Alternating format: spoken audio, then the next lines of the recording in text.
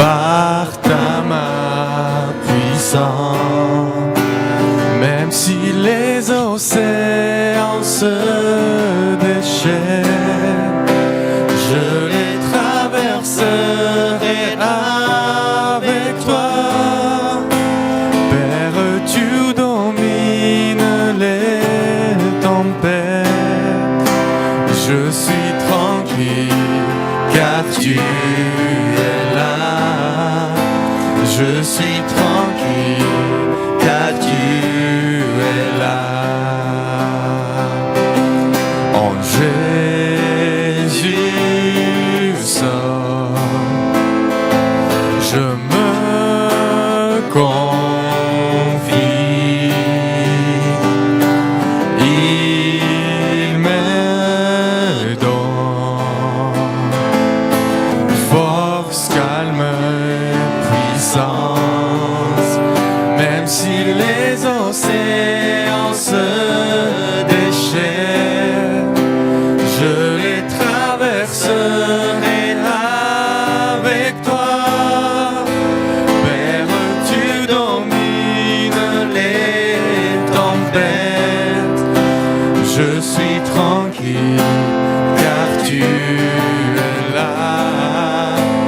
Je suis tranquille car tu es là.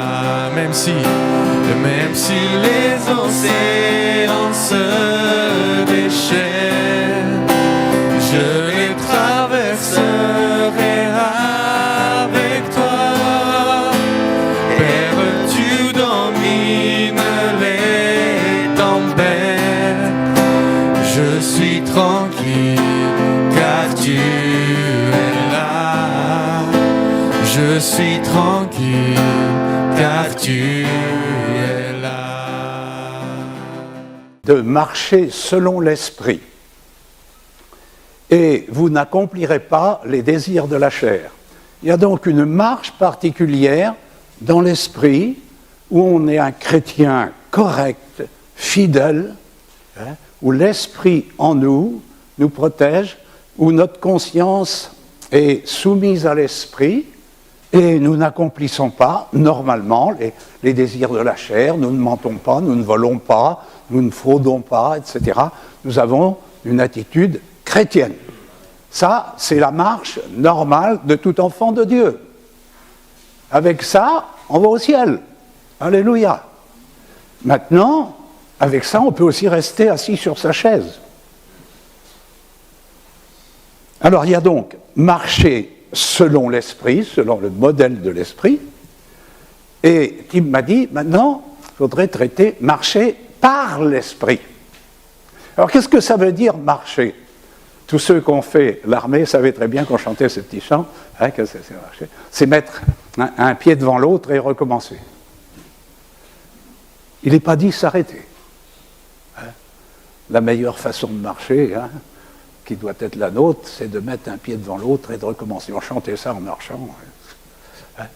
Mais c'est une réalité. Marcher par l'esprit. Alors mon premier point, celui-ci, marcher par l'esprit, pas toujours envie, mais il y a un petit passage comme ça, dans 2 Pierre, chapitre 1er, versets 20 et 21, il y a le mot « poussé par l'esprit ». C'est-à-dire que le chrétien qui marche par l'esprit a un vent arrière qui l'aide, qui le pousse. Colossiens 29 aussi. C'est l'Église en marche, l'Église mobile, qui est dirigée par le Saint-Esprit. Elle sait où elle va.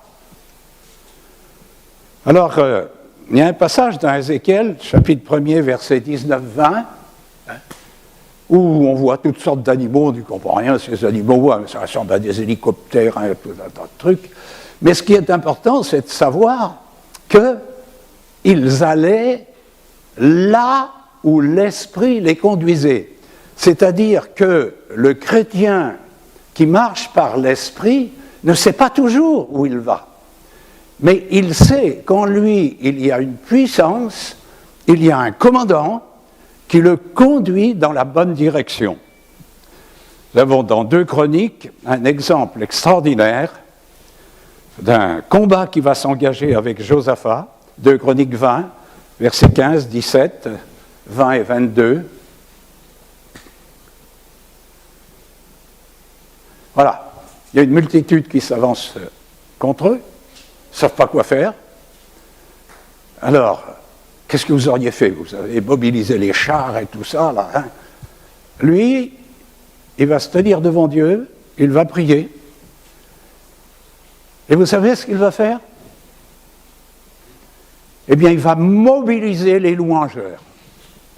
Et ce matin, je l'ai dit à Tim, là, je suis venu lui dire, il y a une onction, là, il faut appuyer sur la louange. Je m'écris « Loué soit l'Éternel, et je suis délivré de mes ennemis ». Petite phrase comme ça. Enchanté, je l'ai dit à René tout à l'heure, compte les bienfaits de Dieu. Dans le vol de la tempête, etc., au lieu de regarder les éléments déchaînés, compte les bienfaits de Dieu. La puissance de la louange. Et Josaphat a compris. Alors, il mobilise tous les chants, les cymbales, tous les instruments de musique. Et ça se met en marche. Et Dieu lui avait dit, vous n'aurez rien à faire dans cette affaire, si ce n'est de louer mon nom.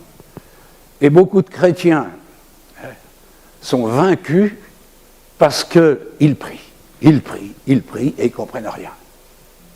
Et Dieu dit, louez mon nom. Le Notre Père, que ton nom soit sanctifié, que ton nom soit loué. Première chose, louer. Personne ne peut vous empêcher de louer le Seigneur. La puissance de la louange. Il y a 2 excellents bouquins à ce sujet. Dans l'Ancien Testament, il y avait Sabaoth, ou Tsabaoth, l'Éternel des armées. C'est le nom le plus répandu. C'est une image de combat. Vous allez dire, dans le Nouveau Testament, est-ce qu'on combat? On continue à combattre, mais d'une autre manière. Et les Grecs, l'Éternel des armées, les Grecs ont employé un mot, pandokrator, qui signifie le Tout-Puissant. Et Jésus est venu entre l'Ancien Testament et le Nouveau Testament, on peut dire, parce qu'il fait partie encore de l'Ancien Testament, puisque l'Église n'est née qu'à la Pentecôte, il a préparé une nouvelle armée, une nouvelle loi. C'est une loi d'amour, une armée d'amour. Et il a prévenu ses disciples en leur disant, eh bien, puissance, c'est pas une puissance, c'est puissance, le Saint-Esprit descendra sur vous. Vous voyez, Pantocrator, le Tout-Puissant, El Shaddai, mais couramment employé l'Éternel des armées, nous le retrouvons dans la puissance du Saint-Esprit. Ce Saint-Esprit en nous, la puissance de la gloire de Dieu. Deuxième point, Dieu établit, Éphésiens 4, 8 à 16, c'est assez long. Il a fait des dons aux hommes, il a donné les uns comme apôtres, les autres comme prophètes, les autres comme évangélistes, les autres comme pasteurs et docteurs pour le perfectionnement des saints. Vous voyez, il y a un but. Dieu fait tout dans un but. En vue de l'œuvre du ministère et de l'édification du corps de Christ, jusqu'à ce que nous soyons tous parvenus à l'unité de la foi, vous voyez qu'on a encore des progrès à faire, et la connaissance du Fils de Dieu. Il y a donc un progrès à faire dans toutes ces choses-là. À l'état d'homme fait, à la mesure de la stature parfaite de Christ, afin que nous ne soyons plus des enfants flottants et emportés à tout vent de doctrine, etc., etc. Et après, de former un corps, un solide assemblage. Et la force de ce corps va dépendre de chacune des parties. C'est pour cela qu'il n'y a pas de membres négligeables dans l'Église. Pas plus que dans mon corps ou dans le vôtre, il y a une partie qui est négligeable. Elles sont toutes utiles. Et chacune de ces parties va contribuer à l'édification du corps dans dans sa totalité, dans son intégralité. C'est ce mot. Alors Dieu donne aussi, dans 1 Corinthiens 12, 28, 29, une liste assez bien coordonnée de différents ministères. Dieu établit dans l'Église, premièrement des apôtres, secondement des prophètes, troisièmement des docteurs, ensuite ceux qui ont le don des miracles, puis ceux qui ont le don de guérir, de secourir, de gouverner, de parler diverses langues. C'est assez mélangé. C'est pour ça, si on lit que ça, on a un vague aperçu de la direction de l'Église. Cependant, quand on prend Acte 13, versets 1 à 4, nous voyons que dans l'Église d'Antioche, il y avait deux ministères qui se détachaient. C'était les ministères de prophètes et de docteurs. Je pense qu'il y avait aussi des pasteurs, qu'il y avait différents autres ministères. Mais les directives étaient données par les prophètes et par les docteurs. Ça vous interpelle ou pas? Pourquoi? Pourquoi pas par les pasteurs? Parce que le pasteur, c'est le berger. Et dans nos églises, on est totalement en dehors du plan biblique au niveau construction. Du moins en France, d'ailleurs, je ne sais pas. En Afrique, c'est encore pire. Pourquoi? Parce que les prophètes, relation avec l'esprit, les docteurs, la parole. Nous, on veut des pasteurs pompiers. Ils font tout, ils doivent tout faire, ils doivent tout savoir, tout connaître et être toujours prêts. Alors on est étonné après que ça marche plus ou moins bien. Il y avait des prophètes, il y avait des docteurs, les autres étaient à leur place. Mais poussés par l'esprit, guidés par l'esprit, mais fondés sur la parole, sur l'enseignement.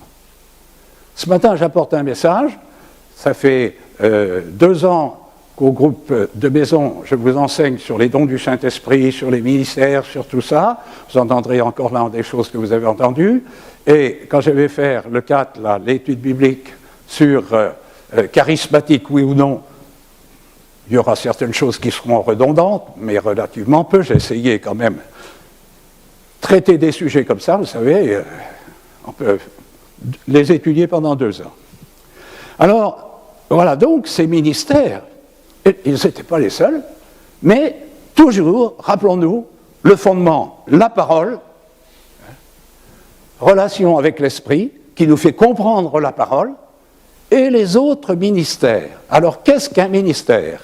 Ça vient du mot diaconia et de ses dérivés allant de l'apostolat au dernier échelon hiérarchique dans le Nouveau Testament. Et le mot mysterium a donné mystier, puis métier, mais avant tout, il signifie serviteur. Serviteur, don de Dieu à l'Église. Jésus est présenté au milieu d'eux comme celui qui sert. Il est le serviteur par excellence. Ésaïe 42, 1, verset 19 aussi, Zacharie 3, 8, j'aime bien notamment Zacharie 3, 8, je ferai venir mon serviteur le germe. Le germe germera en son lieu, pas ailleurs. Et qui dit serviteur dit germe, et qui dit germe dit croissance. Dit quelque chose qui vous vous rendez compte, quand vous plantez un oignon de tulipe, un oignon de jacinthe, c'est ce truc, il n'y a rien d'intéressant là-dedans. Et d'un seul coup, alors que même une jacinthe, on la met simplement dans un vase avec de l'eau, il y a des racines comme ça, et il sort une superbe fleur de ce truc-là, hein, qui sent bon par-dessus le marché. Mais nous, on est un peu comme ça, vous voyez. Et Jésus, il dit, il avait pas l'aspect pour nous plaire, il n'avait rien de particulier. Mais alors, le germe de l'Éternel, regardez ce que ça a donné ensuite. Je ne vais pas m'étendre là-dessus, bien sûr, mais vous êtes assez grand pour comprendre. Quelques exemples, quatrième point. Pour la fondation d'Église, apôtres, évangélistes, prophètes, Éphésiens 2:20. Pour l'édification, l'exhortation, la consolation, prophètes et docteurs, Galates 6:6. Pour la direction de l'Église, anciens ou évêques, pasteurs ou bergers, conducteurs, présidents, tous ces gens-là vont fonctionner ensemble, mais avec des appellations différentes. Vous voyez ça au milieu de nous? Non. On a oublié cela. Nous, un pasteur, des anciens, des diacres, à la rigueur, qu'ils sont plus ou moins, hein, se trouvent bombardés comme ça, parce que il n'y avait personne d'autre. Mais enfin, ils essayent d'assumer le mieux possible leur fonction. Hein. Et puis après, on va trouver d'autres ministères. 1 Corinthiens 4:1 et 2, gérant ou économe des mystères de Dieu. Vous voyez là l'approfondissement spirituel, mais en même temps, économe, gérant. Que tout soit équilibré, que tout soit dans l'ordre, dans la bienséance, j'y reviendrai là-dessus. Et puis aussi des services de direction, anciens ou évêques, pasteurs, je l'ai dit ça, petite idée, des services prodigués, c'est-à-dire donnés aux autres. Diacres, diaconesses et veuves. Même les veuves avaient un ministère. C'est écrit.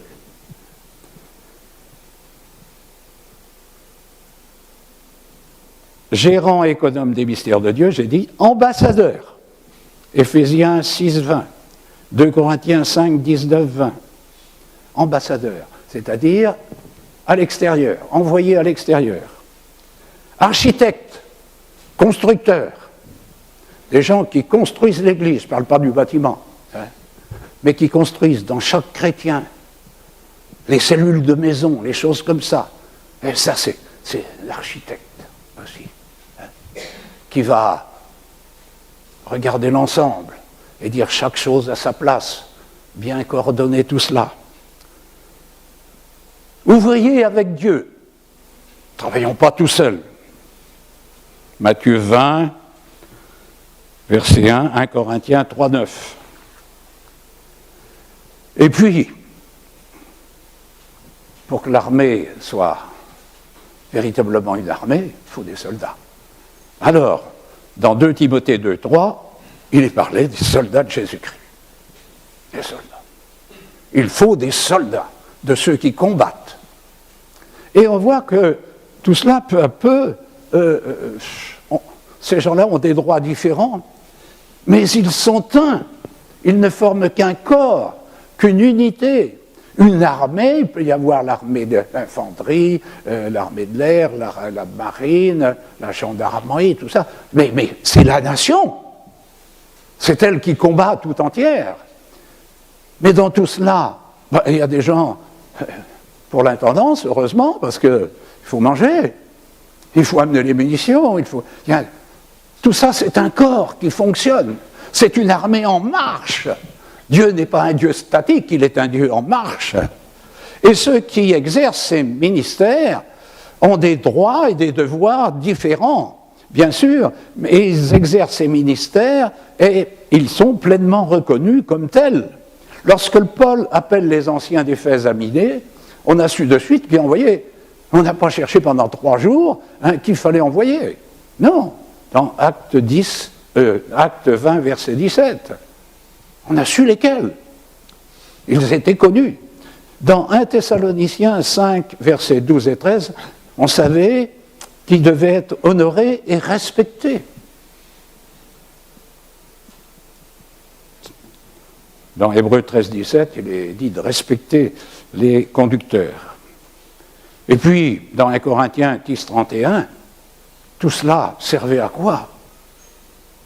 Eh bien, toutes les actions, tout ce qui pouvait être fait, n'avait qu'un but, la gloire de Dieu. Tout ça, c'est valable pour l'Église entière, mais je dirais qu'en chacun de nous, nous pouvons trouver une parcelle de ces choses selon le travail qui se présente, selon notre position, si nous avons envie d'être un chrétien en marche, un ambassadeur, un soldat de Jésus-Christ, si nous avons envie de construire quelque chose, etc. Mais je n'ai pas le temps de développer tout ça. Cinquièmement, l'Église dans la vie de l'Esprit. Devenir participant de la nature divine. 2 Pierre 1, versets 3 et 4. Rappel qu'il faut quand même bien réaliser, c'est que la puissance de Jésus se manifesta quand ?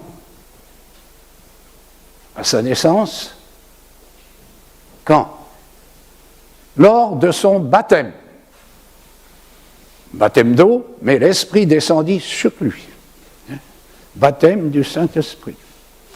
Et c'est encore une image où l'Église est née quand ? Quand est-ce qu'elle est née, l'Église ? À la Pentecôte, quand le Saint-Esprit est descendu sur l'Église, sur chacun. Et qu'est-ce qui s'est passé ? Un silence effroyable. Non, quoi ? Un tumulte général. On est loin de l'Église en tumulte, hein ? On est loin de l'Église qui ameute les foules, où les gens accourent en disant « qu'est-ce qu'ils ont ?» Non, au contraire, souvent on essaye de ne pas faire de bruit, de passer inaperçu. L'Église est née à la Pentecôte. Le Saint-Esprit est descendu sous toutes sortes de formes, les langues de feu, etc. Des langues nouvelles ont commencé à jaillir. Le baptême du Saint-Esprit, critiqué par certains, disant qu'on le reçoit au baptême d'eau, c'est une hérésie totale, je le regrette pour ceux qui y croient, mais il n'y a aucun fondement biblique à cela. Par contre, le baptême du Saint-Esprit est donné à ceux qui le demandent, Luc 11, 13, et à ceux qui obéissent, Actes 5, 32, donc on voit que ce n'est pas à tout le monde. Déjà. Vous pouvez marcher selon l'Esprit et pas être baptisé dans le Saint-Esprit. Parce que le baptême du Saint-Esprit n'a sauvé personne. Puisque la Bible dit, vous avez prophétisé en mon nom, vous avez chassé les démons en mon nom, je ne vous connais pas, ouvrier d'iniquité. C'est sans la sanctification que nul ne verra le Seigneur. C'est pas sans les dons spirituels, sans le baptême du Saint-Esprit. Pas du tout. Mais cependant, est-ce que pour cela, je dois me priver d'une puissance sur moi, parce que j'ai des adversaires en face de moi. Je ne dois pas lutter contre la chair, contre le sang, mais contre les esprits mauvais qui sont dans les lieux célestes. Je dois pouvoir marcher sur la puissance de l'ennemi, mais c'est souvent une puissance invisible, cette puissance de l'ennemi. Et si je n'ai pas les yeux de l'esprit pour le voir, si je n'ai pas certains dons spirituels pour pouvoir réaliser ce qui se passe, je suis vaincu. Je mène une vie chrétienne avec un boulet de 25 kilos, puis ça va bien, oui, ah bien, c'est dur, hein, c'est dur, on rame. Oh là là, bien sûr que c'est dur, bien sûr que c'est difficile, mais moi j'ai remarqué, chaque fois que je dois porter la parole de Dieu, et là, je suis vraiment malade depuis 15 jours, je n'ai pas manqué d'un lion quand même, j'éternue plus de 100 fois par jour, par moment, ben là, j'éternuerai pas, parce que le Saint-Esprit est en moi, parce que je suis à mon poste, et puis après, ben, la chair reprend le dessus, et continue comme les autres, après tout. Puis il y a quand même des résultats aussi de guérison au milieu de nous, ça ne manque pas, alléluia, et puis on en attend d'autres. Alors, 3 rapports que Dieu entretient avec nous. Premièrement, Dieu pour nous. Romains 8, 31, qui sera contre nous. Deuxièmement, Dieu avec nous. Emmanuel. On l'appellera Dieu avec nous. Matthieu 18, 20. Troisièmement, Dieu en nous, temple de Dieu, la puissance de la gloire de Dieu en nous. 1 Corinthiens 3,16, 19, 2 Corinthiens 6, 16. Maintenant, nous allons aborder la partie des dons spirituels. Tim m'a dit, tu fais juste un petit peu sur les dons spirituels. Excusez-moi, je vais voir un petit coup. Ça c'est mon corps qui réclame. Parce que c'est vrai, l'homme ne vivra pas de pain seulement, mais de toute parole qui sort de la bouche de Dieu. Si on prend ça à la lettre, il faut quand même manger ou boire. Alors les dons spirituels, 1 Corinthiens 12, 4, 11, il y en a tout un chapitre, mais je vais les classer en 3 catégories. Premièrement, les dons de révélation. Les révélations. Ah, j'ai une révélation. On entend souvent ça. Mais on veut pratiquer les dons spirituels sans être baptisé du Saint-Esprit. C'est-à-dire pratiquer la vie de l'Esprit sans avoir la puissance de l'Esprit. Ça me paraît bizarre tout ça. Bien sûr, on a l'Esprit. Si quelqu'un n'a pas l'Esprit de Christ, il ne lui appartient pas. Mais c'est l'Esprit pour marcher, comme l'a dit, bien expliqué, de marcher dans la sanctification, de marcher selon l'Esprit, selon la direction de l'Esprit. Mais maintenant, poussé par l'Esprit à accomplir la puissance de Dieu, faire un travail efficace, ça c'est une autre chose. Donc, don de révélation, parole de sagesse, de connaissance, discernement des esprits. Ensuite, don de puissance, foi, don des miracles, don des guérisons. Puis les dons d'inspiration, ou les dons vocaux, prophétie, parler en langue, interprétation des langues. C'est très simple, 3 x 3, 9. L'Église se manifeste dans la distribution des dons, dans l'unité, la diversité, l'harmonie, l'interdépendance. Il n'y a rien qui est tout seul dans son coin. Et c'est une analogie avec le corps humain. Toujours, 1 Corinthiens 12, 27. Le but de tout cela, être au service des autres. Je n'ai pas des dons spirituels pour moi, c'est pour les autres. Tout ce que j'ai, c'est pour l'autre. Mais tout ce que l'autre a, c'est pour moi aussi. Alors, tout ce que j'ai là, c'est pour vous, mais tout ce que vous avez, c'est pour moi. Je suis drôlement gagnant. Hein. Vous vous rendez compte ? Alors donc, l'esprit se manifeste de différentes façons. Mais le but est au service des autres, 1 Pierre 4, 10, et être fidèle, 1 Corinthiens 4, 1 et 2. Et l'amour reste la clé de l'emploi bénéfique des dons. Si je n'ai pas l'amour, je suis une cymbale qui retentit, un airain qui résonne, rien du tout. Des gens apportent des dons spirituels, vraiment spirituels, mais avec telle violence, telle hargne comme ça, que ça rebute les gens. Non. D'abord, on va voir ça plus loin. L'amour, donc, reste la clé de l'emploi bénéfique des dons. La foi agissante par l'amour. Et tout le chapitre de 1 Corinthiens 13, si je n'ai pas l'amour, on pourrait le chanter. Eh bien, si je n'ai pas l'amour, je n'ai rien. Je peux avoir tous les dons, mais je risque d'aller en enfer. Vous vous rendez compte ? Si c'est grave, ça. Et l'amour. Qui est-ce qui me le fournit, cet amour ? L'amour est répandu dans nos cœurs par le Saint-Esprit. Alléluia. Pour ceux qui ont des dons spirituels comme pour les autres. Alors on va commencer avec la parole, je préfère commencer par la parole de connaissance. Sur mon plan, j'ai pris dans l'ordre, mais là je vais commencer par la parole de connaissance. Pourquoi ? La connaissance, c'est le logos, c'est la révélation soudaine de choses inaccessibles au sens, à la pensée ou à la connaissance humaine. Toi, tu as une tumeur au côté gauche. Là. Toi, tu as ceci. Ça m'est arrivé souvent, ça. Et en général, quand il y avait une parole de connaissance comme ça, la personne était guérie. Très souvent.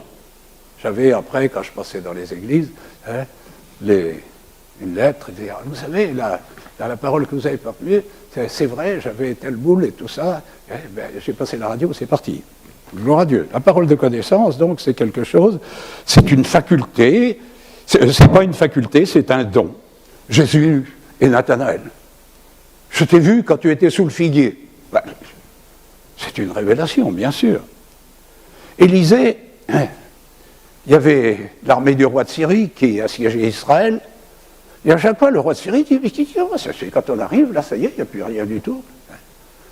Élisée, lui, chez lui, il avait une révélation, et il disait au roi d'Israël, il disait, non, on ne va pas là, parce que là, il y a les Syriens. Vous ne comprenez plus rien. Révélation. Alors, mais on va établir un roi. Oui, qui est caché, ce roi-là, hein? Ouais. Il est caché près des bagages. Personne ne le savait. Hein? Alors, si vous jouez à cache-cache, comme ça serait bien si vous avez la parole de connaissance. Mais n'oublions pas que c'est une parole. Ce n'est pas la connaissance. Hein? C'est une parole, quelque chose qui se prononce. Pour révéler la corruption dans l'Église. Ananias, Saphira, les rêves du roi, Daniel, Joseph, etc. Hein? Jésus et la Samaritaine, tu as eu 5 maris.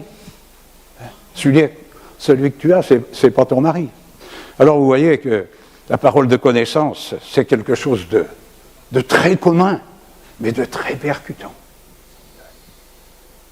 Mais parfois, et je dirais la plupart du temps, elle est insuffisante.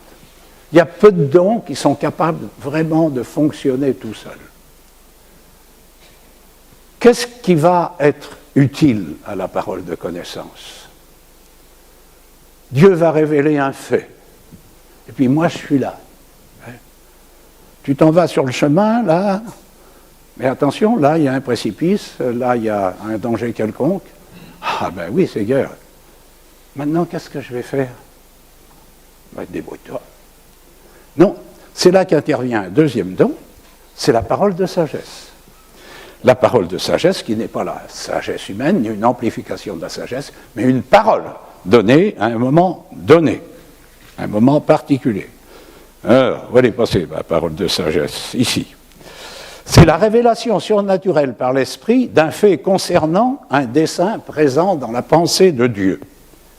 Elle est le complément indispensable à la parole de connaissance et donne une manière de s'en servir. Car, si vous prenez le dictionnaire, vous direz que la sagesse, c'est la manière de se servir de la connaissance acquise. Parce que vous pouvez avoir une scie, si vous ne savez pas vous en servir, vous allez vous couper les doigts. Donc vous voyez, vous avez l'instrument, mais comment va-t-on s'en servir?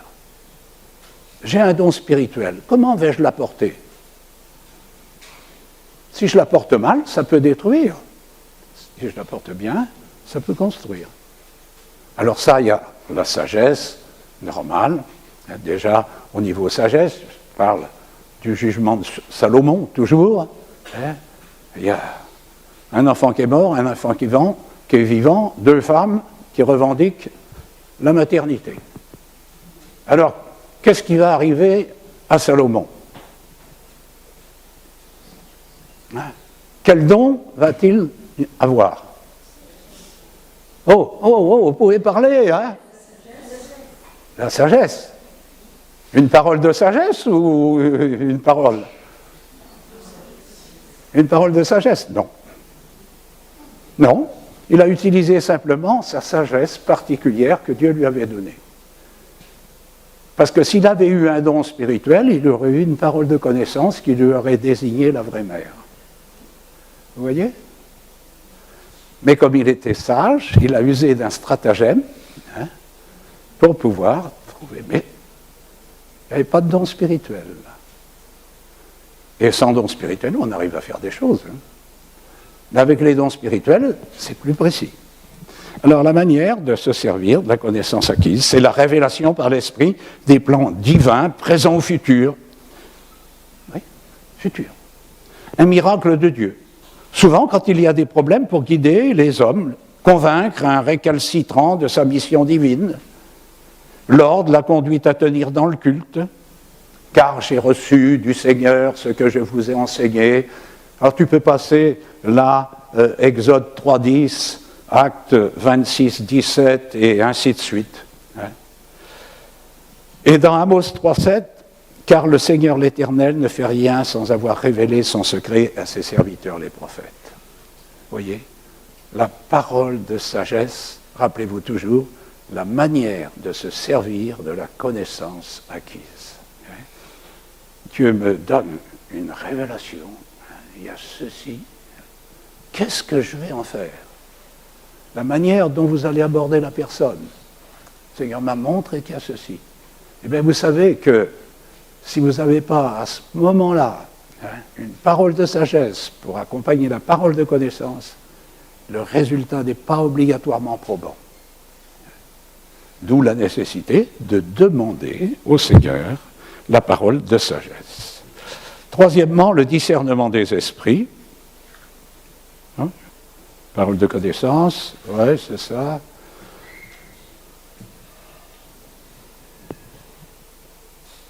Le discernement des esprits. 3 sortes d'esprits. Il y a 3 sortes d'esprits, lesquels? L'esprit humain, déjà. Vous avez un esprit humain, je pense. Les uns les autres, là, ça va.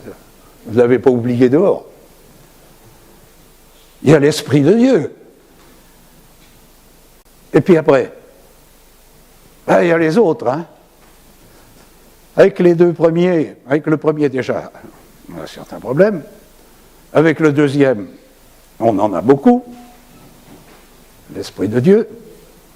Mais avec le troisième, c'est un harcèlement constant. Alors donc, il est nécessaire d'être bien au clair sur ce sujet-là. Le discernement des esprits permet de voir dans l'invisible. Moi, je sais pertinemment que parfois, il y a des gens qui rentrent dans l'église, tout de suite, je les regarde, ils me regardent, on sait où on en est. On sait le fossé qui nous sépare. Maintenant, on sait. Satan aussi est le maître d'illusions. Les soi-disant miracles, etc., certaines choses comme cela, qui ne viennent pas obligatoirement de Dieu. Ce n'est pas de la divination, de l'occultisme, le discernement des fautes. On me montrer celui-là, c'est un menteur. Non, le mensonge, c'est pas de l'esprit, c'est de la sanctification. C'est une puissance surnaturelle, bien sûr, qui n'agit qu'à la volonté de Dieu. C'est écrit dans 1 Corinthiens 12, 11. Mais cette puissance permet de faire tomber les masques de soi-disant interventions miraculeuses. Et elle se manifeste souvent sous forme de vision. Moi, j'ai eu beaucoup de visions comme ça, et ça m'ennuyait parce que c'est pas facile à interpréter une vision, vous voyez. Et on peut se tromper. Ou pour dévoiler des démons de maladie, savoir si c'est une maladie organique ou une maladie démoniaque. Jésus avait affaire à des esprits muets, des esprits d'infirmité. Découvrir aussi un serviteur du diable, Élimas le magicien. Cependant, le discernement des esprits, est-ce qu'il vous permet de chasser les démons? Oui ou non? Non. Alors, à quoi il sert? Il sert à les dévoiler. Je me rappelle une des visions que j'ai eues d'un démon, il y a 3 ans environ. On était chez Christian à Royan, et puis on priait, et d'un seul coup, dans le coin de sa salle à manger, j'ai vu une sorte de petit Bouddha vert par terre. Le Seigneur m'a montré qu'il y avait un démon là. Et je priais, et j'ai commencé à m'adresser à lui. Et il me disait, mais moi je suis un tout petit démon, là, je ne fais pas de mal, je ne fais rien là. Je je suis là, c'est tout.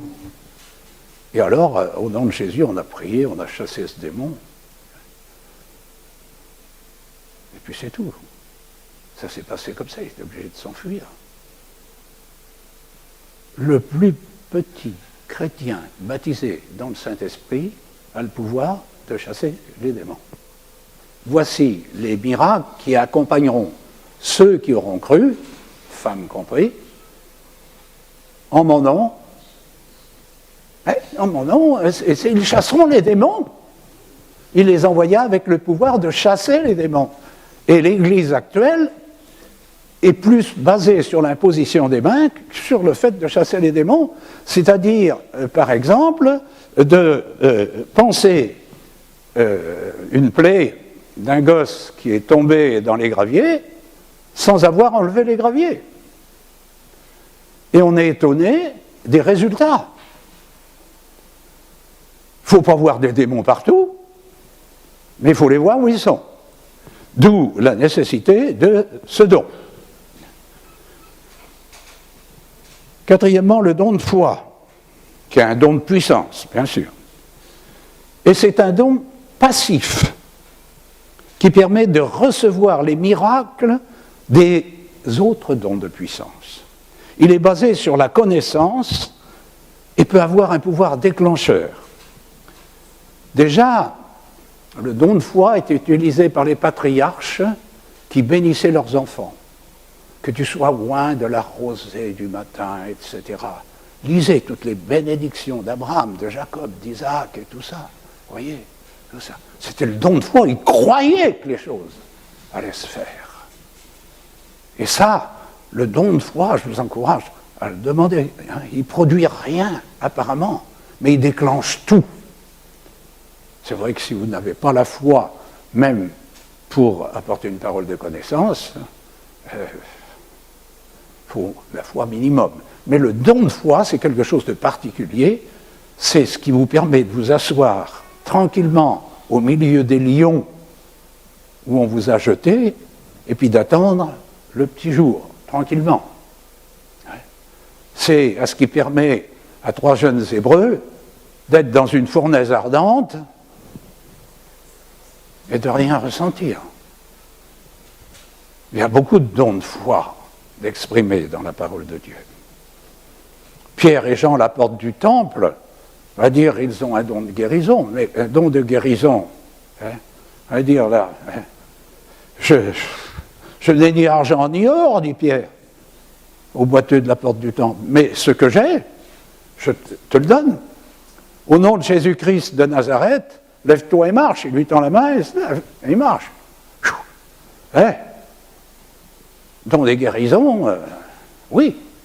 Mais la foi, pour le dire, il faut un don de foi. Parce qu'il faut croire que la chose va s'accomplir. Alors, don de foi, don des miracles maintenant. Don de puissance encore. Un miracle est une intervention surnaturelle par la puissance du Saint-Esprit. Le mot miracle vient du mot dynaméis, dont est issu dynamite. C'est une œuvre contraire à la nature, un acte souverain de la pensée de Dieu.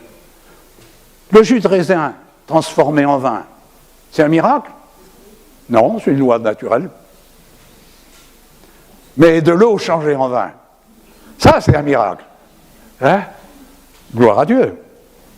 Mer Rouge, Jourdain, Soleil, arrête-toi sur Gabaon, etc. C'est des miracles, la Bible, on a compris. Mais regardez votre vie attentivement, à la loupe, vous allez voir combien Dieu a fait de miracles dans votre vie, sans que vous y prêtiez attention. Don des guérisons. Sixièmement, don de puissance, manifestation de la grâce de Dieu dans la guérison d'une maladie, peut chasser toute maladie, toute infirmité, par la puissance du Saint-Esprit. C'est un miracle sans intervention médicale. C'est vrai que Dieu agit, on est malade, Dieu agit. Mais il y a le miracle instantané, j'en ai vécu 2 dernièrement. Je vous assure, j'ai fait un AVC encore la semaine dernière, où je ne savais plus comment s'appelait ma femme, mes enfants, Je savais que j'avais 3 enfants. Arlette était en face de moi. Elle me disait, comment je m'appelle? J'en sais rien. J'ai 3 enfants. Où est-ce qu'on habite? Je ne sais pas. Dominique, t'es venu au téléphone. Hein? Dominique, il me dit, Dominique. Je ne sais pas qui c'est, Dominique. Alors je l'ai passé à Arlette. Après, je ne sais pas, c'est Claudio. Elle dit, c'est Claudio. Hein? Je ne connais pas de Claudio. Je ne connaissais plus rien du tout. Elle dit, il faut appeler le médecin et tout ça. J'ai dit, laisse tomber. Je suis allé dans la salle à manger. Hein? Je suis appuyé contre l'armoire. Je dis, allez, papa, hein? J'ai 3 enfants. Hein? Mais je ne sais plus comment ils s'appellent. Alors, j'étais là. Allez, papa, aide-moi. Ah oui. Bon, voilà, Alain, Françoise, Jean-Luc. Puis, il me manquait le nom de ma belle-fille, la femme d'Alain. Ah, allez, chauffe tout, ça y est, tout fini. Gloire à Dieu.